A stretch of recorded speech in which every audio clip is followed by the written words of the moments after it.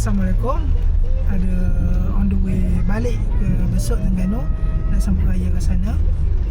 Ni belum sampai Tol Gombak lagi. Macam biasa, sedikit laporan cuaca. Hujan agak lebat petang ni. Hujan pun boleh tahan juga. Update trafik di Lebuh Raya Karak masih lagi bergerak lancar, tapi kereta banyak. Dah masuk waktu berbuka. Bismillahirrahmanirrahim. Allahumma lakal sumtu bika mantu wa la rizqa aftartu bi rahmatika ya arhamar rahimin. Allahumma barik lana fi ma razaqtana wa qina adzabannar. Amin. Jom buka. Sekarang pukul 4.45 pagi. Alhamdulillah dah selamat sampai di Besut Terengganu.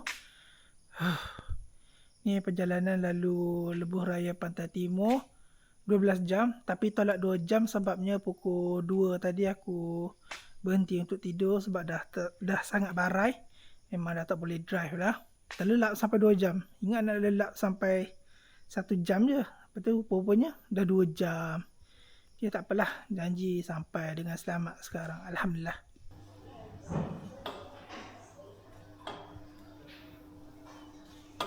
Betul ke bang? Bang, betul ke? Ish. Biasalah.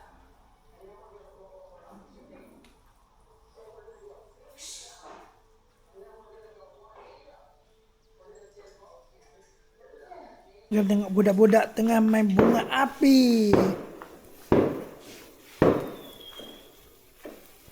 Wow. Ayah pun ayo kat mana? Yeay. Selamat Hari Raya. Yeay.